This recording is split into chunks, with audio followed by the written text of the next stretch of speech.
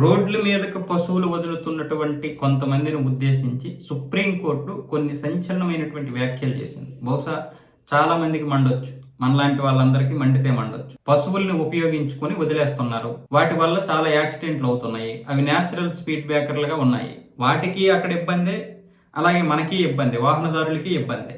ఈ మధ్య కొన్ని రాష్ట్రాల్లో ఎక్కడో ఎద్దు ఒక చిన్న పిల్లోడి మీద దాడి చేసింది. ఆ అబ్బాయి అంటే ప్రాణం పోలేదు, కానీ పరిస్థితి చాలా తీవ్రంగా ఉంది.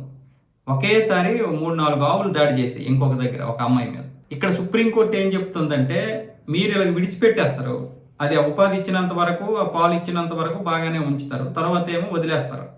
అదే వేరే వాళ్ళు ఎవరైనా సరే కోసుకొని తింటే మాత్రం మీకు కోపాలు వచ్చేస్తాయి అంటే మన ఉద్దేశించి చెప్తుంది సుప్రీంకోర్టు. ఈ విషయంలో సుప్రీంకోర్టుని నేను తప్పు పట్టలేను, అది వాస్తవమే కదా.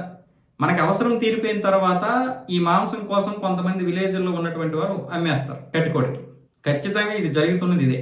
లేదు, పట్టణాల్లో చూస్తే ఈ విధంగా విడిచిపెట్టేస్తున్నారు, అవి ఒట్టిపోయిన తర్వాత రోడ్ల మీదకి వదిలేస్తున్నారు. మరి ఎవరిది బాధ్యత? అయితే ఇక్కడ సుప్రీంకోర్టు కేవలం ఇలా మాట్లాడి వదిలేయకుండా ఆ యజమానులకి కఠినమైనటువంటి శిక్షలు వేస్తామని చెప్పి ఒక తీర్పు చెప్పలేకపోయింది.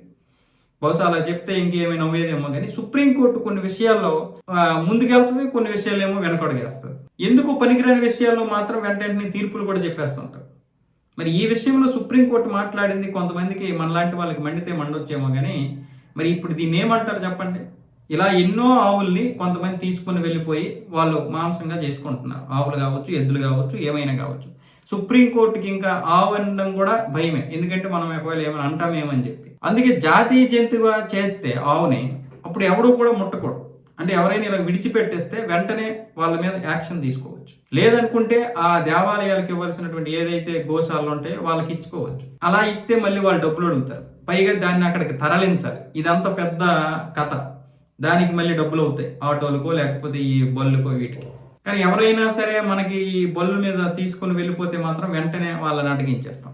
పరిష్కారం చూడకుండా అక్కడికక్కడ ఏదో మనం ఇచ్చేసేస్తున్నాము, సమస్యని సద్దుమణిగించేస్తున్నాం అంటే అది ఎప్పటికీ పరిష్కారం దొరకదు. మనకు నిజంగా ఆవు మీద ప్రేమ ఉంటే దానికి తగిన పరిష్కారం వెతకాలి. నిజంగా ఇందులో మాత్రం మనకి పరిష్కారం దొరకడం లేదు. ఈ మాట అంటే కొంతమంది కోపాలు వస్తున్నాయి. మరి రోడ్ల మీద అలా విడిచిపెట్టడం వల్ల చిన్నపిల్లలు పొడుస్తున్నాయి, లేదంటే అవే దెబ్బలు తింటున్నాయి, అవే యాక్సిడెంట్లో సగం చనిపోయి సగం బ్రతుకుతూ నరకం చూస్తున్నాయి అవి హైవేల మీద. ఇక చిన్న చిన్న రోడ్ల మీద అయితే చాలా వరకు చిన్న చిన్న యాక్సిడెంట్లు జరిగి మనం స్కిడ్ అయిపోయి పడిపోతున్నాం. ఎందుకంటే సడన్గా కొన్ని నల్లగుంటాయి, రోడ్డు మీద పడుకుంటాయి, మనకు కనిపించదు. సడన్గా వేసేసరికి ఏమొచ్చేసి ఇది అయిపోతున్నాయి. కొంతమంది ఏమొచ్చేసి యువకులు వాటికి లైట్లు ఇదయ్యేటట్టు, అంటే వెహికల్స్కి వచ్చినటువంటి వాహనదారులకి కనిపించే విధంగా ఇది కడుతున్నారు, బెల్ట్ లాంటిది, టార్చర్ మనకు కనిపించే విధంగా బెల్ట్ కడుతున్నారు. ఓకే, అది మన వరకు సమస్యకి పరిష్కారం, వాళ్ళు దీంట్లో చేస్తున్నారు, కానీ అది పూర్తి పరిష్కారం కాదు. అసలు రోడ్డు మీదకి రానివ్వకూడదు పశువుల్ని. ఎవరైతే యజమానులు ఉన్నారో దానికి బాధ్యత వాళ్ళే తీసుకోవాలి. కొంతమంది దేవాలయాలకు ఇచ్చేస్తున్నారు. ఆ దేవాలయాల్లో కూడా ఉన్నటువంటి ఆవులు ఏం చేస్తున్నారు తెలుసా? పాలు అయిపోయిన తర్వాత అవి ఇచ్చిన తర్వాత వదిలేస్తున్నారు. ఇలాంటివి చెప్తే, ఇలాంటి నిజాలు చెప్తే ఒక్కొక్కడికి మంట. మనమే మళ్ళీ గోమాత అంటాం, మనమే గోమాతని జాతీయ జంతువుగా చేయాలంటాం. కానీ ఈరోజు పరిస్థితి ఎలా ఉంది? వాళ్ళు సుప్రీంకోర్టు చెప్పింది కరెక్టే, వాళ్ళు వీళ్ళు కోసుకు తినేస్తుంటే మనకి మంట, కానీ రోడ్ల మీద వదిలేస్తే పర్వాలేదు, అది ఎలా చనిపోయినా పర్వాలేదు. అది ప్లాస్టిక్ తిని ఇష్టం వచ్చినట్లుగా మొత్తం కడుపు అంతా పోయి దాని జీవితం నాశనం అయిపోయి అది అనారోగ్యం పాలైపోయి ఎలా చనిపోయినా పర్వాలేదు. దీని గురించి అందరం కలిసి ఒక నిర్ణయం తీసుకోవాల్సినటువంటి అవసరం అయితే ఉంది. యజమానులకు కూడా ఎవరైతే ఈ రోడ్ల మీదకి వదిలేస్తున్నారో వాళ్ళకి కఠినమైనటువంటి శిక్షలు అయితే అమలు చేయాలి. కనీసం 1 సంవత్సరం 2 సంవత్సరాలు జైల్లో పెట్టాలి. అలాగే పందులు పెంచుకుంటున్నటువంటి వారు కూడా వాళ్ళకి నిర్దిష్టమైనటువంటి ఒక ప్లేస్ ఉండాలి.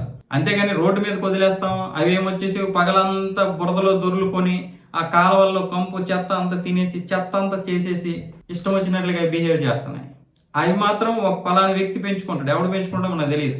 వాళ్ళ తర్వాత అవి రాత్రిపూట వాళ్ళ ఇంటికి వెళ్ళిపోతాయి. అది ఒక వ్యాపారం, దానికి నిర్దిష్టమైనటువంటి ఒక ప్లేస్ ఉండాలి. పందులు పెంచుకోవడానికి కూడా రోడ్ల మీదకి వదిలేస్తామంటే వాటి ద్వారా వచ్చేటటువంటి వ్యాధులు కూడా ఉంటాయి. ఇలాగ మనం ప్రతిదీ ఒక సామాజిక పరమైనటువంటి సమస్యల్ని మనం కూడా క్లియర్ చేసుకోవాల్సినటువంటి అవసరం ఉంది. మనుషులకంటే మన పౌరులకు కూడా క్రమశిక్షణ అనేది చాలా అవసరం. వ్యవస్థలో పౌరులు చాలా క్రమశిక్షణగా ఉంటేనే వ్యవస్థను మనం ప్రశ్నించగలం. పౌరులందరూ క్రమశిక్షణ లేకుండా, అరే ఒక సిగ్నల్ దగ్గర మనం వెయిట్ చేయలేం, రాంగ్ రూట్లో వెళ్ళిపోతాం. ఒక లైన్ దగ్గర వెయిట్ చేయలేం, వెంటనే వెళ్ళిపో. అంటే ఏదైనా సరే మనలో ఉంటుంది కొంత. ఒక ఉద్యోగం చేసేటప్పుడు మనం ఏ విధంగా అయితే శ్రమ దోపిడీ చేసినటువంటి వారికి తిడతామో, అంటే మన శ్రమ దోపిడీ దోచుకుంటున్నటువంటి వారిని తిడతామో, అదే విధంగా మన 8 గంటల శ్రమ ఏదైతే ఉంటుందో అది కూడా నీతి నిజాయితీగా పెట్టాల్సి ఉంటుంది. ఒక సిగ్నల్ వ్యవస్థ దగ్గర అయినా సరే, అంటే ఒక రోడ్డు దాటుతున్నప్పుడైనా సరే మనం బాధ్యతగా వ్యవహరించాలి. ఒక ప్రయాణం చేస్తున్నప్పుడైనా బాధ్యతగా వ్యవహరించాలి. అది బస్సు అయినా ట్రైన్ అయినా అక్కడే చెనక్కాయలు అన్ని తినేసి అందులోనే పడేస్తాం, లేదంటే బయట పడేస్తాం. అదే కవర్లో పెట్టి మళ్ళీ మనం ఎక్కడైతే చెత్త డబ్బు ఉంటుందో ఆ చెత్త డబ్బులో వేస్తున్నామా? ఒక రైలు ఎంత చండాలంగా ఉండకూడదో అంత చండాలంగా ఉంటుంది ఒక్కొక్క రైలు. ఆ నార్తోడు అయితే ఇంకా దరిద్రం, చండాలం చేసేస్తున్నారు. మనోళ్ళు కూడా ఈ మధ్య ట్రైన్లో ఏం పెడితే తినేసి అందులో పెడేస్తున్నారు, లేదంటే అది బయట పట్టాల అవతల పెడేస్తున్నారు. అది ఎంత చండాలం కనిపిస్తుంది. బాధ్యతగా ఉండాల్సింది మనము.